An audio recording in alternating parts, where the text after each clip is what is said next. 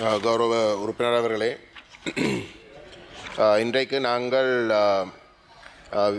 விவசாயம், கால்நடை, காணி மற்றும் நீர்ப்பாசனம் அமைச்சின் கீழ் 2 சட்டங்கள் திருத்தப்படுகின்ற சட்டங்கள் தொடர்பாக விவாதங்களை நடத்தி கொண்டிருக்கின்றோம். அந்த வகையில் கௌரவ அமைச்சர் லான்காந்த அவர்கள் சபையில் இருக்கின்ற பொழுது நான் ஒரு சில விடயங்களை அவருடைய அமைச்சுக்கு கீழ் வருகின்ற ஒரு சில விடயங்களை அவருடைய கவனத்திற்கு கொண்டு வர விரும்புகின்றேன்.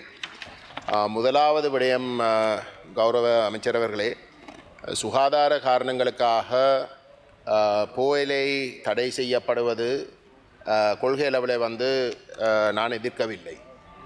ஆனால் உங்களுக்கு தெரியும், புகையிலை விவசாயம் என்றது வடமாகாணத்தை சார்ந்த ஒரு மிக சிறந்த ஒரு வருமானத்தை கொண்டு வருகின்ற ஒரு விடயம். அந்த தொழில் இன்றைக்கு இந்த அரசாங்கத்துடைய அறிவித்தல் காரணமாக தடை செய்யப்பட்டு இருப்பதாக அறிவிக்கப்பட்டிருக்கின்ற ஒரு சூழலில் எந்த விதமான ஒரு கால அவகாசம் அந்த விவசாயிகளுக்கு வழங்காமல் அந்த தடை அறிவிக்கப்பட்டிருக்கின்ற சூழலில் அந்த முறையிலே புகையிலே நம்பியிருந்த விவசாயத்தில் நம்பியிருந்த குடும்பங்கள் இன்றைக்கு ஒரு மிகப்பெரிய ஒரு நெருக்கடிக்குள்ளே தள்ளப்பட்டிருக்கின்றார்கள் என்றால், போன வருடம் இதுக்கு முதல் வருடங்கள் அவர்கள் விவசாயம் செய்து கிடைத்த அந்த புகையிலே வியாபாரிமாருக்கு வழங்கி இருக்கின்ற ஒரு சூழலில் அவர்கள் ஏற்கனவே வியாபாரிகளுக்கு கொடுத்திருக்கக்கூடிய அந்த புகையிலே கூட அதனுடைய வருமானத்தை பெற முடியாத அளவுக்கு நிலைமையில் மோசமடைந்து அவர்கள் பெரும் கடனுக்குள் தள்ளப்பட்டிருக்கின்றார்கள். ஆகவே இந்த முடிவை நீங்கள் நடைமுறைப்படுத்துறதில் கொள்கை அளவில் நாங்கள் எதிர்க்க முடியாது. ஏனென்றால் உண்மையிலே சுகாதார கோணத்தில் அதை கடைப்பிடிப்பதில் தவறில்லை. என்னை பொறுத்தவரையில் கூட அது தவறில்லை. ஆனால் ஒரு கால அவகாசம் வழங்க வேண்டும். அந்த விவசாயிகளுக்கு மாற்று வழிகள் தேடி செல்வதற்கான முழு உதவிகளும் அரசு தான் அதை செய்து கொடுக்க வேணும். அதை அவர்களுக்கு அறிவித்து அவர்களுக்கு போதிய அளவு காலவாசம் வழங்கி இதை நடைமுறைப்படுத்துவதை நாங்கள் எதிர்க்கப் போவதில்லை. ஆனால் நீங்கள் இதிலே தலையிட வேணும். நீங்கள் இதை தலையிட்டு அந்த விவசாயிகளுக்கு ஒரு நீதியை பெற்றுக் கொடுக்க வேணும். ஆக குறைஞ்ச ஒரு 3 வருஷத்துக்காவது இதை நீங்கள் தள்ளுபடியாக்கி, இந்த தடையை தள்ளுபடியாக்கி அவர்களுக்கு அந்த காலாவசத்தை வழங்கி அதை நடைமுறைப்படுத்துவதற்கும் மாற்று வழிகளை ஏற்படுத்தி கொடுப்பதற்கும் உங்களுடைய பூரண ஒத்துழைப்பும் அத்தியாவசியம் என்றதையும் நான் சுட்டிக்காட்ட விரும்புகின்றேன். 2வது விடயம்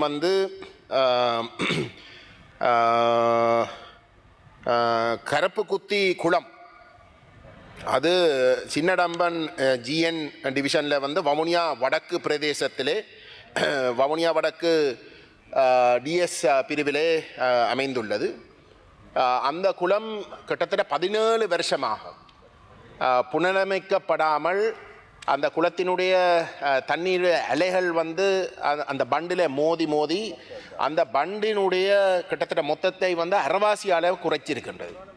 குறைச்சி இன்றைக்கு அந்த குளத்துடைய அந்த அணைக்கட்டு உடைந்து அந்த முழு பிரதேசத்துக்கும் பாரிய சேதத்தை ஏற்படுத்தக்கூடிய அளவுக்கு அந்த குளத்துடைய நிலைமை ஒரு பரிதாபமான நிலையில் இருக்கின்றது. கிட்டத்தட்ட 320 ஏக்கர் விவசாய காணிகள் அந்த குளத்தால் பராமரிக்கப்படக்கூடிய அளவுக்கு நிலைமைகள் இருக்கின்றது. ஆனால் துரதிர்ஷ்டவசமாக அந்த குளம் இன்றைக்கு பாவிக்க முடியாத ஒரு நிலைக்கும் அந்த சுற்றுச்சூழலில் இருக்கக்கூடிய குடும்பங்கள் மிகவும் பயத்திலே வாழுகின்ற ஒரு நிலையிலே இருக்கிறார்கள். ஏன் இந்த குளம் புனரமைக்கப்பட முடியவில்லை என்றால் அது ஒரு மைனர் இரிகேஷன் டேங்க் என்ற ஒரு பட்டியலுக்குள் வருகின்ற காரணத்தினாலே அந்த குளத்துக்கு 17 வருஷத்துக்கு மேலாக பராமரிக்கப்படாமல் இருக்கின்ற ஒரு நிலையிலே அதை முழுமையாக புனரமைப்பதற்கு தேவைப்படுகின்ற நிதி போதாமை காரணமாக அது தொடர்ந்தும் பிற்போட்டப்பட்டு கொண்டே வருகின்றது. ஆகவே இந்த விடயம் சம்பந்தமாகவும் உங்களுடைய தலையிட்டு உங்களுடைய அரசாங்கத்துடைய ஏனைய அமைச்சுகள் ஓடு பேசி இந்த விடயத்தை நீங்கள் தீர்த்து வைக்க வேணும் என்று நான் மிகவும் அழுத்தமாக வந்து உங்களிடம் கேட்டுக்கொள்ள விரும்புகின்றேன். மூன்றாவது விடயம் கௌரவ அமைச்சர் அவர்களே, அபிவிருத்தி என்றது வந்து அத்தியாவசியம், அதில் மாட்டு கருத்து கிடையாது. வெவே நம கரப்பு குத்தி குளம் சின்னடம்பான் வவுனியா 222B.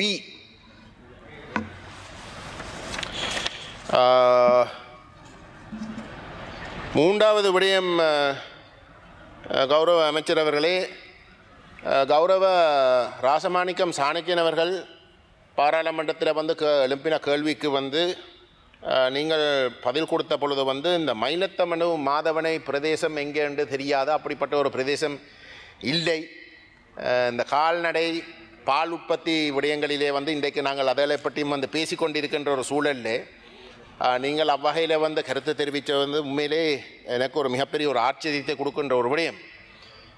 ஏனென்றால் அந்த மாதிரியான பதில் இதுக்கு முதல் இருந்த அரசாங்கத்துடைய அமைச்சர்மாருடைய வாயிலே இருந்து வாரவதிலிருந்து நாங்கள் எதிர்பார்க்கலாம். ஆனால் இந்த அரசாங்கம் வந்து ஒரு கூட அக்கறை எடுத்து தமிழ் முஸ்லீம் மக்களுடைய பிரச்சனைகளையும் தீர்ப்பதற்கு நீங்கள் கடமைப்பட்டிருக்கிறீங்களா என்று அழுத்தி சொல்லுகின்ற ஒரு அரசாங்கம் அவ்வகையான பதில் சொல்வது வந்து ஒரு மிகவும் ஆச்சரியம். உண்மையிலே வந்து இந்த விவசாய காணிகள் போராலே பாதிக்கப்பட்ட ஒரு பிரதேசத்தில் வந்து தொடர்ந்தும் ஆக்கிரமிக்கப்பட்டு அந்த மக்களுக்கு பாதிக்கப்பட்ட மக்களுக்கு அந்த காணிகளுடைய முழுமையான பலனத்தை அவர்கள் அனுபவிக்க முடியாத ஒரு நிலைமை நீடிப்பது வந்து ஏற்றுக்கொள்ள முடியாது. உதாரணத்துக்கு பார்த்தால் வந்து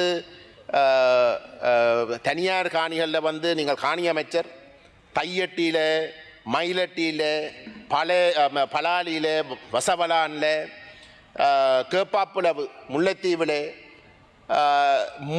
முழுக்க இராணுவம் வந்து ஆக்கிரமித்து கொண்டு இருக்கின்றது. அதாவது தனியாருடைய உறுதி காணிகள் ஒன்றில் அவர்களுடைய குடியிருப்பு காணிகள் அல்லது வந்து விவசாய காணிகளை வந்து தொடர்ந்தும் அவ்வகையில் வந்து ஆயிரக்கணக்கில் ஏக்கர் கணக்கு ஆயிரக்கணக்கில் வந்து ஆக்கிரமித்து கொண்டு இருப்பது வந்து ஏற்றுக்கொள்ள முடியாத ஒரு விடயம்.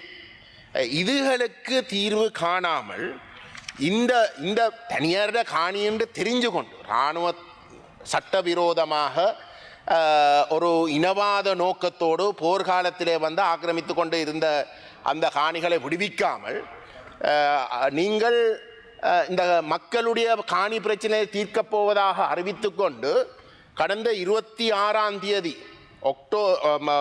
ஜூலை மாதம் 26ஆம் தேதி நீங்கள் ஒரு நோட்டீஸ் உங்களுடைய அமைச்சு வந்து லேண்ட் செட்டில்மெண்ட் ஆர்டினன்ஸுக்கு கீழே நீங்கள் ஒரு நோட்டீஸ் ஒன்று பப்ளிஷ் பண்ணியிருக்கிறீர்கள் வந்து சண்டே ஒப்சர்வரில் எல்லாம் வந்திருக்கின்றது. நான் அதை டேபிள் பண்ண விரும்புகின்றேன்.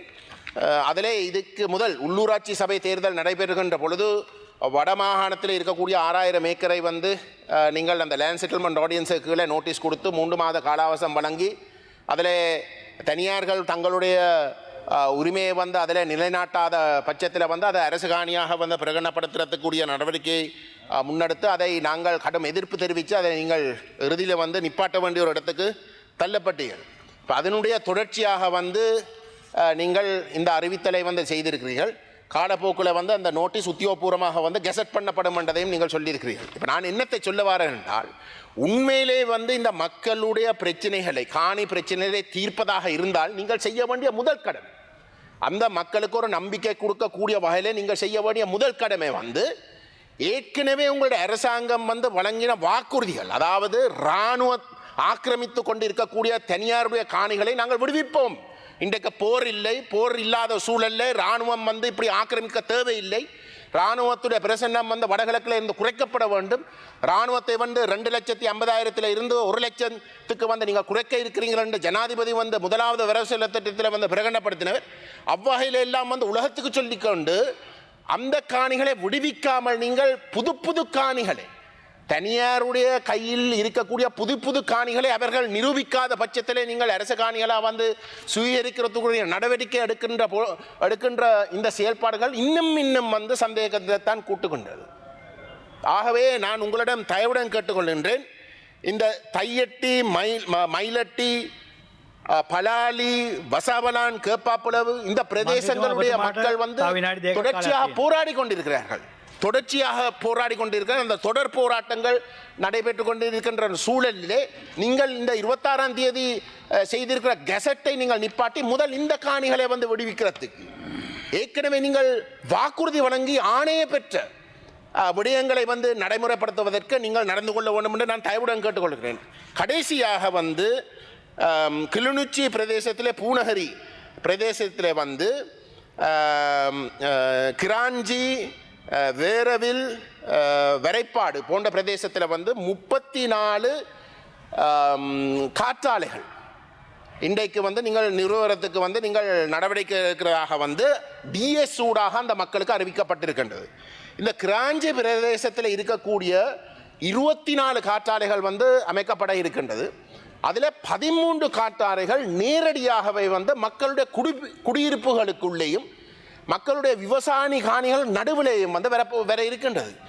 இது தயவு செய்து நீங்கள் தலையிட்டு நீங்கள் நிப்பாட்டணும். அபிவிருத்தி என்றது முக்கியம், மாற்று கருத்து கிடையாது.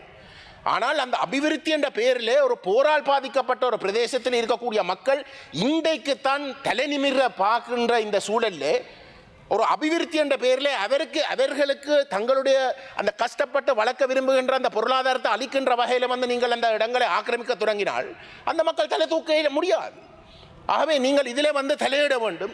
நீங்கள் தலையிட்டு அந்த மக்களோட கதைச்சு ஆலோசனை பெற்று அனைவரும் ஏற்றுக்கொள்ளக்கூடிய ஒரு விதிமுறையை வந்து நாங்கள் கடைபிடிப்பது தான் முறை. இந்த காணி விஷயத்திலும் கூட நீங்கள் இந்த 26ஆம் தேதி விடுத்த நோட்டீஸும் கூட திரும்பவும் நீங்கள் அந்த மக்களோட கதைக்காமல் வந்து மக்களுடைய பிரதிநிதிகளோட கதைக்காமல் இந்த காணிகளை வந்து இருக்கக்கூடிய உண்மையான சிக்கல்களையும் பிரச்சனைகளையும் தீர்க்கிறதுக்கு ஒரு சரியா அனைவரும் ஏற்றுக்கொள்ளக்கூடிய ஒரு விதிமுறையை வந்து நீங்கள் கடைபிடிக்கணும். அவ்வகையில் வந்து எங்களுடைய முழு ஒத்துழைப்பும் உங்களுக்கு இருக்கும். ஆனால் அதை செய்யாமல் ஒருதலை பட்சமாக இப்படிப்பட்ட அறிவிக்கிறது வந்து இன்னும் சந்தேகங்களை கூட்டுகின்ற விடயங்களாகத்தான் இருக்கு. ஆகவே தயவு செய்து நீங்கள் இதிலே வந்து தலையிட வேண்டும். எங்களுடைய ஒத்துழைப்பு உங்களுக்கு இருக்கும். ஒரு சரியான விஷயத்தை செய்கின்ற பொழுது எங்களுடைய ஒத்துழைப்பு இருக்கும். ஒரே ஒரு உதாரணத்தை சொல்லி கௌரவ உறுப்பினர் நான் என்ற பேச்சை முடிக்கிறேன். தையட்டியில வந்து காணிகளை அந்த தனியார் காணிகள் ஆக்கிரமித்து ஒரு விஹாரை கட்டப்பட்டிருக்கின்றது சட்டவிரோதமாக. அந்த காணிகளை அளக்குவதற்கு வந்து ஒரு முயற்சி மேற்கொள்ளப்பட்டது அரசாங்கம். அதை வந்து நாங்கள் தான் அந்த பாதிக்கப்பட்ட மக்களுக்கு சொல்லியிருந்தோம். எழுத்து மூலமாக அவர்கள் அறிவிக்கட்டும், இந்த காணிகள் உங்களுக்கு விடுவிக்கிறதுக்கு உங்களுக்கு திரும்ப வழங்குவதற்காகத்தான் நாங்கள் இதை அளக்கப் போகிறோம் என்றதை வந்து எழுத்தில் எடுங்கள். இன்றைக்கு அந்த வாக்குறுதியை வழங்காமல் இன்றைக்கு வந்து பாதுகாப்பு அமைச்சு அறிவிச்சிருக்க வந்து அதில் ஒரு அங்குலம் கூட கிட்டத்தட்ட 3000 ஏக்கர் ஒரு அங்குலம் கூட தையட்டு உட்பட ஒரு அங்குலம் கூட காணி விடுவிக்கப்படாது. அது இராணுவத்துறை தேவைக்காக தொடர்ந்தும் பயன்படுத்தப்படும். அவை இதுதான் எங்களுக்கு இருக்கக்கூடிய சந்தேகங்கள். அனுபவத்திலே இராணுவம் எந்த அளவுக்கு இந்த விடயங்களில் காணிகளை விடுவிக்கிற விடயத்திலே வந்து பிரச்சனையாக இருக்கும் என்றதை தெரிந்து கொண்டுதான் நாங்கள் எங்களுடைய மக்களுக்கு வந்து ஒரு தவறான ஒரு அணுகுமுறைக்கு இல்லாட்டி அவர்கள் ஏமாற்றப்படக்கூடிய அணுகுமுறைக்கு அவர்கள் கண்ணை மூடிக்கொண்டு போகக்கூடாதுன்றதுக்கு நாங்கள் வந்து அவர்களுக்கு அந்த அட்வைஸை கொடுத்தோம். ஆகவே தயவு செய்து நீங்களாவது ஒரு சிரேஷ்ட ஒரு அமைச்சர் என்ற வகையிலே உங்களுக்கு உங்களோட கட்சிக்குள்ளே வந்து பயப்படாமல் வந்து இந்த கருத்துக்களை ஆணித்தரமாக தெரிவிக்கக்கூடிய ஒரு நிலையிலே நீங்கள் தலையிட வேண்டும் என்று தயவுடன் கேட்டுக்கொள்ள விரும்புகின்றேன்.